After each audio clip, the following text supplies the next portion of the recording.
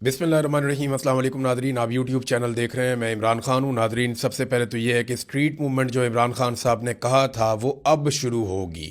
यानी पाकिस्तान तहरीक इंसाफ ने बहुत टाइम ज़ाया किया। मैं आपको बहुत लंबे अरसे से एक बात कर रहा था कि ग्राउंड पे पाकिस्तान तहरीक इंसाफ की किसी किस्म की कोई तैयारी नहीं है। बेशक इनके पास बहुत ज़्यादा सपोर्ट है पब्लिक की, लोग अभी ये इलेक्शन करवा दें तो इनको बहुत ज़्यादा वोट पड़ जाएंगे, लेकिन तहरीक चलाने के लिए ग्राउंड पे जो तैयारी होती है वो पाकिस्तान तहरीक इंसाफ ने नहीं की। देखिए ना, इस वक्त जो निज़ाम है वो बहुत ताकतवर है, उनके हाथ में बंदूक है और वो हर तरह की बेशर्मी पे तुले हुए हैं। यानी वो इंसानों को गोलियां भी मार सकते हैं, उन्होंने मारी भी हैं।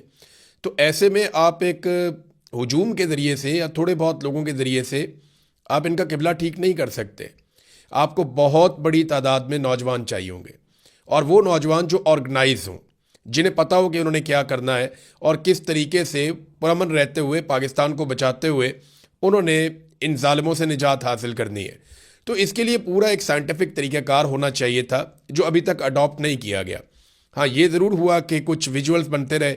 सुहेल अफरीदी साहब गाड़ी पे चढ़ जाते थे, उनके साथ और नौजवान चढ़ जाते थे, एक मोमेंटम बनता था, ये जहाँ जाते थे। अभी भी सुहेल अफरीदी किसी भी शहर में चले जाएं, 10-20 हज़ार बंदा निकल आएगा, हो सकता है इससे ज़्यादा भी निकल आए। तो हज़ारों बंदे तो निकल ही आते हैं जहाँ पे भी जाते हैं आप। पॉलिटिकल फिगर है, इमरान खान ने वज़ीर आला बनाया, पाकिस्तान तहरीक इंसाफ मकबूल है। जिस बाज़ार से आप गुजरेंगे, जिस शाहराह से आप गुजरेंगे, लोग तो आ जाएंगे। लेकिन क्या वो एक मुनज़्ज़म ऐसी फोर्स है जो जिसको आप जो कहें वो उस हद तक जाए और इमरान खान की रिहाई के लिए कोशिश करे? तो अब इन्होंने एक्चुअली जो स्ट्रीट मूवमेंट है उसका आगाज़ कर दिया है। लेकिन इससे पहले मैं आपको ये बताऊं कि रमज़ान शुरू हो गया और पाकिस्तान तहरीक इंसाफ ने जो धरने दिए थे वो धरने उनकी क़यादत ने ख़त्म कर दिए। तहरीक तहफ़्फ़ुज़ आईन पाकिस्तान ने ख़ुद ऐलान किया कि जनाब रमज़ान शुरू हो रहा है और हमने धरने जो है वो अपने ख़त्म कर रहे हैं। ये इनको ख़त्म करने ही पड़ने थे, इससे इन्हें कुछ भी हासिल नहीं हुआ। मैं आपको बिल्कुल साफ बता रहा हूँ कि इस्लामाबाद में जो 3 धरने दिए गए, इन तीनों धरनों की औकात टके की नहीं थी और हुकूमत को इनसे किसी किस्म का कोई दबाव नहीं पड़ा। हुकूमत ने इनकी तरफ तवज्जो भी नहीं दी, ना मीडिया ने इनको ज़्यादा डिस्कस किया, ना सोशल मीडिया ने, कुछ भी नहीं किया। इन्होंने, इन धरनों ने कुछ हासिल नहीं किया। वजह यह थी कि आप रेड जोन के अंदर 3 इमारतों के अंदर बैठ जाएं और आपको लगे कि जनाब आप बड़ा इनकलाब लेकर आ रहे हैं और आपका मुतालबा हो इमरान खान का इलाज करवाने का, और वो शख्स जिसकी डायरेक्ट लड़ाई फील्ड मार्शल आसिम मुनीर से है। तो ऐसे तो नहीं होगा ना, आपको तो दबाव बनाना पड़ेगा। आगे वह ग्राउंड के ऊपर था कुछ नहीं, जहाँ पे भी लोग बैठे वो चंद हज़ार लोग बैठे। यानी मेरी दानिश में अभी तक 10,000 का जुलूस तो किसी जगह पे भी इकट्ठा नहीं हुआ। हाँ, ये ज़रूर है कि छोटे मोटे लोगों ने इलाके बंद किए, सड़कें बंद की, पंजाब में एक्टिविटी हुई, लेकिन इतनी ज़्यादा नहीं हुई। पंजाब पूरा चलता ही रहा। यानी अगर मैं कहूँ 90% चलता रहा है तो ये गलत बात नहीं होगी, और दूसरी तरफ 90% इमरान खान की मकबूलियत है तो ये भी गलत बात नहीं है। तो अगर ये एक सच है कि इमरान खान बहुत ज़्यादा मकबूल है, तो दूसरा सच ये है कि ग्राउंड पे पाकिस्तान तहरीक इंसाफ की इमरान खान को निकालने के लिए अब तक कोई तैयारी नहीं है। तो ये धरना ख़त्म करना ही था। इससे जो है वो कोई पोजीशन मजबूत नहीं हुई बल्कि कमज़ोर हुई अपोजिशन की। ये बात तो बड़ी क्लियर है। अब इमरान खान रिहाई फोर्स बनाने का ऐलान किया सुहेल अफरीदी ने। ये क्या है, मैंने इसके बारे में इंफॉर्मेशन इकट्ठी की है, मैं आपके साथ शेयर कर देता हूँ। ये है जी असल काम जिसकी तरफ अब ये आए, और ये करने क्या जा रहे हैं मैं आपको बताता हूँ। ये खैबर पख्तूनख्वा से इसका आगाज़ करेंगे, इमरान खान रिहाई फोर्स, और इसको सोशल मीडिया के ऊपर भी उठाया जाएगा, और इसकी पूरी प्रोजेक्शन करने के बाद बाकायदा इसके फॉर्म छप जाएंगे और इसके कार्ड्स बन जाएंगे, और खैबर पख्तूनख्वा में हज़ारों जगहों के ऊपर ये टेबल्स लग जाएंगी, गलियों में, मोहल्लों में, इलाकों में, यूनिवर्सिटीज़ में, कॉलेजेस में, अस्पतालों में, जहाँ जहाँ कहीं नौजवानों का आना जाना है, हर जगह पे ये एक्सेस दी जाएगी। पहले नौजवानों की एक बहुत बड़ी तादाद चुनी जाएगी ज़िलों के अंदर, फिर उसके बाद तहसीलों के अंदर, फिर उसके बाद जो है वो नीचे वार्ड्स तक, यूनियन काउंसिल तक। तहरीक इंसाफ की पूरी एक तंजीम तो मौजूद है, वहाँ लोगों की ड्यूटीज़ लगेंगी कि आपने एक टेबल रखना और उसके ऊपर आपने ये बुक रखनी है, और इसके ऊपर हलफनामा लिखा हुआ है। यहाँ पे आप जो है वो जितने भी मेंबर्स बनते जाएंगे उनका रिकॉर्ड आपने जमा करना है, और हर मेंबर को एक कार्ड दिया जाएगा, इमरान खान रिहाई फोर्स का कार्ड। ये कार्ड उस मेंबर के पास रहेगा, और उस मेंबर का पूरा रिकॉर्ड जो है वो पाकिस्तान तहरीक इंसाफ के पास रहेगा। हर मेंबर को ये पता होगा उसकी ड्यूटी क्या है, और रोज़ाना की बुनियाद पे पाकिस्तान तहरीक इंसाफ ये अनाउंस करेगी कि आज हमारे जो मेंबर्स हैं उनकी तादाद इतनी हो गई है। इमरान खान रिहाई फोर्स जो है इसकी तादाद फ़र्ज़ करें आज 22,000 है, कल 30,000 है, परसों 45,000 है, उसके बाद 1 लाख है, 1.5 लाख है, 2 लाख है। वो जितनी तादाद बढ़ती जाएगी वो साथ साथ अनाउंस करते जाएंगे, और ना सिर्फ अनाउंस करते जाएंगे बल्कि इन नौजवानों को ये सोशल मीडिया के साथ भी जोड़ेंगे। ये जितने नौजवान इमरान खान रिहाई फोर्स का हिस्सा बनेंगे, इन सबको सोशल मीडिया के साथ भी जोड़ा जाएगा। पाकिस्तान तहरीक इंसाफ के तमाम विंग, चाहे वो वकला विंग है, चाहे वो ख़वातीन का विंग है, चाहे वो यूथ विंग है, चाहे वो ISF है, वो जितनी भी तंजीमें हैं पाकिस्तान तहरीक इंसाफ की, वो तमाम तंजीमें, जितने नौजवान हैं वो इसके अंदर मेंबरशिप ले सकेंगे। और ये तंजीम चलेगी इमरान खान साहब की रिहाई के दिन तक। जिस दिन इमरान खान रिहा होंगे वो इस तंजीम का शुक्रिया अदा करेंगे और ये तंजीम तहलील हो जाएगी। इसका फ्यूचर के अंदर कोई पॉलिटिक्स के अंदर और इन चीज़ों के अंदर कोई किरदार नहीं है, लेकिन ये इमरान खान रिहाई फोर्स है, ये अब बनाने जा रहे हैं। इसमें जो टारगेट मैंने पूछा तो वो उन्होंने कहा जी अभी हम ये कहना नहीं चाहते कि टारगेट कितना है, लेकिन मुझे उन्होंने ऑफ द रिकॉर्ड बताया तो वो टारगेट इतना बड़ा है पाकिस्तान तहरीक इंसाफ का कि अगर इतनी बड़ी तादाद में नौजवान इकट्ठे हो गए और वो ऑर्गेनाइज हो गए तो ये पाकिस्तान में वाकई मुसीबत डाल देंगे एस्टेब्लिशमेंट को। क्योंकि देखिए, नौजवान पाकिस्तान की आबादी का सबसे बड़ा हिस्सा है और नौजवानों की सबसे बड़ी तादाद इमरान खान के साथ है, लेकिन नौजवानों के पास कोई एक ऐसा प्लेटफॉर्म नहीं है, कोई एक ऐसी जगह नहीं है जहां से उनको यूनिफाइड किस्म की इंफॉर्मेशन मिलती हो, जहां से उनको प्रॉपर गाइडेंस मिलती हो, जहां से प्रॉपर तरीके से उनको चलाया जा सके। अलग अलग तंजीमें पाकिस्तान तहरीक इंसाफ में मौजूद हैं, लेकिन रिहाई फोर्स के अंदर तमाम तंजीमों को इकट्ठा किया जाएगा और एक इकट्ठी कोशिश की जाएगी। अब ये एक तंजीम है जिसको सुहेल अफरीदी बनाने जा रहे हैं। उन्होंने कहा जी कि अब ये घी जो है सीधी उंगली से नहीं निकलेगा। देखिए, मैं आपको एक बात बताता हूं कि आपको ना तैयारी करनी पड़ती है। अगर आपको एक मुकाबला करना है तो आपको उस मुकाबले की तैयारी करनी पड़ती है। आप इस बुनियाद पे कि क्राउड मेरे साथ है, आप मैदान में उतर जाएं तो आपको मार पड़ेगी ना। आपको उसकी तैयारी करनी पड़ती है। पहले 2 माह, 4 माह, 6 माह आप अपने आप को तैयार करते हैं उस मुकाबले के लिए, मुखालिफ हरीफ के मुकाबले के लिए आप अपने आप को मजबूत करते हैं। पाकिस्तान तहरीक इंसाफ ने क्राउड पे भरोसा किया। पाकिस्तान तहरीक इंसाफ ने कहा जी क्राउड हमारे साथ है, होम ग्राउंड है, लोग हमसे बहुत प्यार करते हैं, हम जीत जाएंगे। लेकिन उनकी इस खेल में उतरने की तैयारी नहीं थी। अब वो तैयारी के लिए जा रहे हैं। ये है असल चीज़।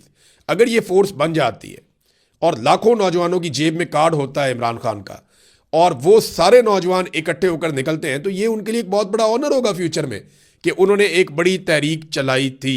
अब रोज़ाना की बुनियाद पे ये ऐलान करेंगे और तमाम तंजीमें इसका हिस्सा बनेंगी और फिर हलफ भी लिया जाएगा।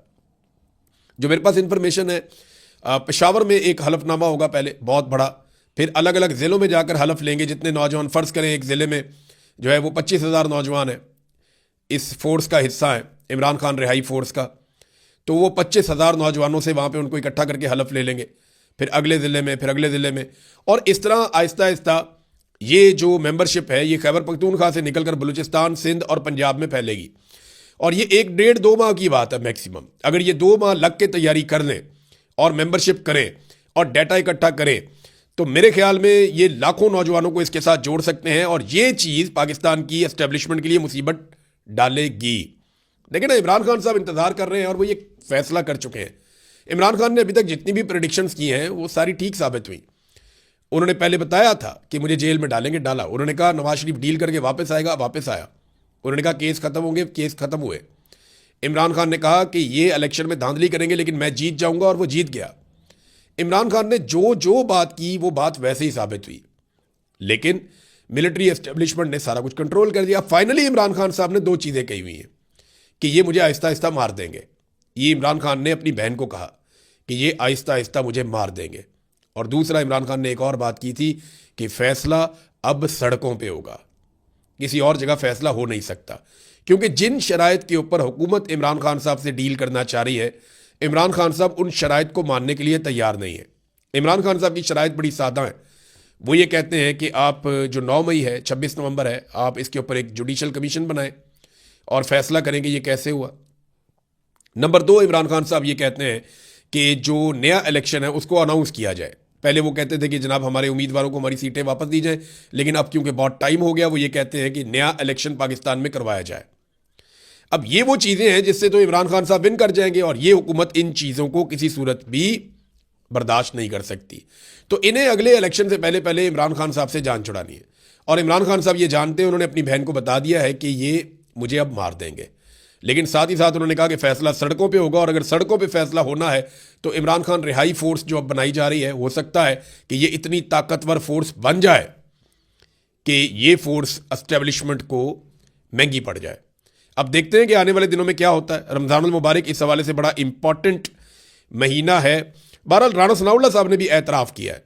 देखिए ना, यहाँ पे सारे लोग उछल उछल के कह रहे थे कि जी इमरान खान साहब जो है वो लेट गए जी, वो डील मांग रहे हैं जी, इमरान खान साहब डट के खड़ा था, लो जी ख़त्म शुद्ध हो गया जी, ये NRO हो गया जी ख़त्म। ये पता नहीं कौन कौन से सहाफ़ी हैं और कौन कौन से अजीब तज्ज़ियाकार हैं और अजीब अजीब सियासतदान हैं। वो ख्वाजा आसिफ है, उसने भी ताने कसना शुरू कर दिए थे। ये राणा सनाउल्लाह ये समझदार आदमी है। राणा सनाउल्लाह ने साफ कहा, उन्होंने टू दी पॉइंट बात करता हूँ, इमरान खान डील पे नहीं मान रहा। उन्होंने कहा जी 2 दफ़ा हमने बड़ी संजीदा कोशिश की है इमरान खान को डील पे आमादा करने के लिए, लेकिन इमरान खान डील पे नहीं मान रहा। देखिए, राणा सनाउल्लाह साहब ने 2 मरतबा मान लिया है, अभी ये 2 मरतबा और मानेंगे। वजह यह है कि मेरी इन्फॉर्मेशन के मुताबिक इमरान खान को 4 से 5 मरतबा डील की ऑफ़र की गई है, और चारों पाँचों मरतबा इमरान खान साहब ने जो शराइत रखी वो हुकूमत के लिए और इस्टेब्लिशमेंट के लिए काबिल कबूल नहीं थी। क्योंकि इमरान खान साहब डील नहीं करना चाह रहे। वो कह रहे हैं जी बाहर निकले इस्टेब्लिशमेंट, अदलिया को खुला छोड़े, मैं खुद ही बाहर आऊँगा और मैं निपट लूँगा, और आप पाकिस्तान में फ्री एंड फेयर इलेक्शन करवाएं। अब इन शराइत के ऊपर तो नहीं मानते। राणा सनाउल्लाह ने कहा नवाज शरीफ बहुत बड़ा आदमी है, उसने 3 मरतबा डील करके रास्ता निकाला है। देखिए, एक दफ़ा नवाज शरीफ साहब ने रास्ता निकाला और जद्दा निकल गए, बाकी पार्टी को जेलों में छोड़ दिया, बहुत ज़बरदस्त आदमी है। दूसरी मरतबा जद्दा से लंदन चले गए, वहाँ से वापस आ गए डील करके, बहुत ज़बरदस्त आदमी है, कमाल आदमी है। फिर जनाब लंदन से पाकिस्तान में आगे एक दफ़ा हुकूमत बनाई, और जब हुकूमत बनी और दोबारा पकड़े गए पनामा के अंदर, तो फिर जनाब एक दफ़ा डील करके फिर लंदन निकल गए इलाज करवाने के बहाने, 4 हफ्ते के बहाने अदालत से ऑर्डर लेके, और फिर 4 साल के बाद वापस आए डील करके, जूते पॉलिश करके, और फिर इक़्तिदार में आ गए। तो अगर इससे आदमी बड़ा होता है और अच्छा सियासतदान होता है तो राणा सनाउल्लाह साहब, नवाज शरीफ साहब तो फिर बहुत अच्छे सियासतदान हैं, इनसे अच्छा तो कोई नहीं है। वो कहते हैं जी हठधर्मी है जो इमरान खान साहब दिखा रहे हैं, इन्हें डील कर लेनी चाहिए, रास्ता निकालना चाहिए। लेकिन एक और बात वो कहते हैं कि अगर इमरान खान को ये यकीन हो जाए कि इनकलाब नहीं आ रहा और वो मायूस हो जाएं और उन्हें पता चल जाए कि दूर दूर तक कुछ ऐसा नहीं होगा, तो फिर शायद रास्ता निकल आए। देखें, ये इमरान खान साहब का समझे नहीं उनको। इमरान खान ने ये तो नहीं कहा था कि इनकलाब आएगा तो मैं डट के खड़ा रहूंगा। उसने कहा था कि जब तक मेरे में खून है मैं आखिरी सांस तक लड़ूंगा। इमरान खान ने कहा था मैं अकेला भी रह गया मैं फिर भी इनके साथ लड़ूंगा, इस माफिया के सामने मैं नहीं झुकूंगा। तो इमरान खान ने तो ये शर्त ही नहीं रखी कि इनकलाब आएगा तो मैं खड़ा हूंगा। इमरान खान ने तो ये कहा था कि मैं खड़ा हो जाऊंगा, तो वो खड़ा हुआ। आपको ये बात समझनी पड़ेगी, आपको डील इमरान खान से वही करनी पड़ेगी जो लॉजिकल होगी कि जनाब दोबारा इलेक्शन करवाएं। आपने उसका इलेक्शन चोरी किया है। इमरान खान आपको 4 सीटें नहीं छोड़ रहा था, आपने पूरी हुकूमत चोरी कर ली उसकी। वो आपको छोड़ेगा? वो नहीं छोड़ेगा आपको। ये बात आप अपने जहन में रख लें। खुर्रम ज़ीशान साहब ने एक बात की है, और पाकिस्तान तहरीक इंसाफ के लिए तो ये तकलीफ दे बात होनी चाहिए। उन्होंने कहा जी कि इमरान खान ने इस मरतबा मेरे पाकिस्तानियों कहकर कोई पैगाम नहीं भिजवाया। उसने अपने अवाम को मुखातिब नहीं किया, उसने अपनी बहनों से कहा कि मेरे लिए आवाज़ उठाएं, क्योंकि इमरान खान ने अपने अवाम का बहुत इंतज़ार किया है। लेकिन नाज़रीन, सुहेल अफरीदी के हवाले से मैं आपको एक चीज़ बताऊं। अभी ये बात भी हो रही थी, इमरान खान की बहन ने भी की कि वो आकर बैठ गया और लगता है कि सुहेल अफरीदी की जगह ले लेगा।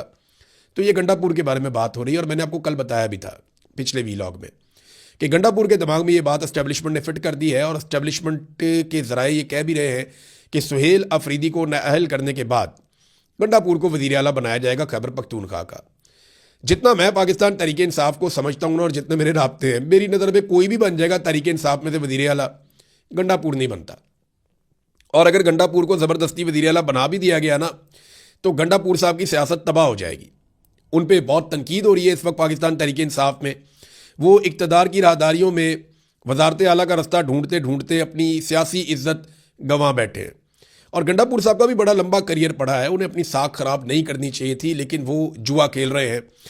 अब अगर सुहेल अफरीदी को नाअहल कर दिया गया तो क्या होगा? देखिए, सुहेल अफरीदी को नाअहल करके पाकिस्तान की एस्टेब्लिशमेंट बहुत बड़ी गलती करेगी, क्योंकि सुहेल अफरीदी जितना बड़ा लीडर अब है, इससे 10 गुना बड़ा लीडर बन जाएगा नाअहल होने के बाद। फिर लोग इसकी ज़्यादा बड़े पैमाने पर बात सुनेंगे, नौजवान इसके साथ ज़्यादा ताकत से खड़े होंगे। और फिर याद रखिएगा कि सुहेल अफरीदी के पास करने के लिए कोई और काम भी नहीं होगा, फिर वो ये रिहाई फोर्स के ऊपर ही काम करेगा। तो एस्टेब्लिशमेंट को ये वाला फैसला करने से पहले ये वाली बात सोचनी पड़ेगी। नाजरीन, ये जो टाउट्स हैं ना, इनके बारे में मैं एक बात कहना चाहता हूँ। ये बार बार कहते हैं ना कि सोशल मीडिया इमरान खान को बाहर नहीं आने देता, बहनें नहीं आने देती, पार्टी नहीं आने देती, और कुछ सहाफ़ी है वो नहीं आने देते। तो मैं एक बात कहता हूँ कि ये क्यों ये बात नहीं करते कि इमरान खान को गैर कानूनी तौर पे जेल में डाला गया। जो लोग इमरान खान के हक में बात करते हैं या ये बात करते हैं कि उसके साथ जुल्म हो रहा है, ज़्यादती हो रही है, उनको ये ब्लेम करते हैं कि ये इमरान खान को बाहर नहीं आने दे रहे। और जो लोग जुल्म कर रहे हैं, जबर कर रहे हैं, जो हुकूमत के अंदर हैं, जो आसिम मुनीर और उनकी एस्टेब्लिशमेंट है, उनके ऊपर ये तनकीद नहीं करते। भाई जालिम के खिलाफ बोलो ना, मजलूम को क्यों निशाना बनाते हो? ये एक अजीब तरह की बेशर्मी है जो मैं पाकिस्तान में अब लगातार देख रहा हूँ। नाजरीन, दो खबरें ऐसी हैं जो मैं आपके साथ शेयर करना चाहूँगा। उनमें एक तो अच्छी खबर यह है कि शुक्रिया अदा करना चाहता हूँ मैं जस्टिस मियाँ गुल हसन औरंगज़ेब साहब का, सुप्रीम कोर्ट ऑफ पाकिस्तान के जज हैं, और जस्टिस नईम अख्तर अफगान साहब का। इन दोनों जज साहिबान के सामने मैंने आपको बताया था केस लगा हुआ था सोहराब बरकत साहब का, और सोहराब बरकत को इन्होंने फौरी तौर पर जमानत दे दी। यानी जैसे ही सुप्रीम कोर्ट में ये मामला गया, जमानत फ़ौरन हो गई। अब एक और केस के अंदर मजूका साहब ने जनाब रिमांड दे दिया था, दोबारा से वो जमानत मुअत्तल कर दी थी, तो वो ज़मानत मुअत्तली हो गई है। वो मामला इस्लामाबाद हाई कोर्ट में है, उम्मीद है अगले हफ्ते वहाँ से भी ज़मानत हो जाएगी। लेकिन तमाम जो जजेस हैं उनको ये सोचना चाहिए कि सुप्रीम कोर्ट ने उस केस में फ़ौरन ज़मानत दे दी जिसको आपने इतने लंबे अरसे से लटका कर रखा हुआ था बिला वजह। तो डर को उतारें, खौफ को उतारें, आप अपनी इज्जत करवाएं और अपनी इज्जत बहाल करवाएं, वरना अदलिया का लोग मजाक उड़ा रहे हैं। ये जिस तरीके से आप भोंडे किस्म के मुकदमात को लटका कर रखते हैं, उससे अदलिया का मजाक बन रहा है और कुछ नहीं हो रहा। सोहराब तो बाहर आ जाएगा आज नहीं तो कल, लेकिन अदलिया की क्रेडिबिलिटी वापस नहीं आएगी। ईमान मजारी और हादी अली चट्टा की दरखास्तें जो हैं 24 को, जो उनके खिलाफ फैसला दिया गया पिछले महीने, एक महीने के बाद अब लगाई गई है 19 फरवरी को। जस्टिस मोहम्मद आसिफ साहब इनकी अदालत में, ये वो जज साहब हैं जिनके बेटे ने 2 खवातीन को कुचल के कत्ल कर दिया था और फौरी तौर पे छूट के घर चला गया था। अब देखना यह है कि इनके बेटे ने 2 कत्ल किए और छूट के बाइज्जत बरी होकर घर चला गया, और इनके पास केस आया सिर्फ एक ट्वीट का, तो वो मियाँ बीवी घर जाते हैं या नहीं जाते? ये जज का इम्तिहान है। कल हम इस जज का इम्तिहान लेंगे और फिर देखते हैं कि जज साहब क्या करते हैं। जज का इम्तिहान तो वैसे दुनिया में हमेशा होता ही है। अल्लाह रब्बुल इज़्ज़त को जाकर सबसे सख्त जवाबदेही इनको करनी पड़ेगी कि तुम्हें मैंने इंसाफ करने का एक मनसब दिया था और तुमने क्या किया। जवाब तो इनको देना पड़ेगा। अब तक इतने, अपना ख्याल रखिएगा, अपने इस चैनल का भी। अल्लाह हाफ़िज़।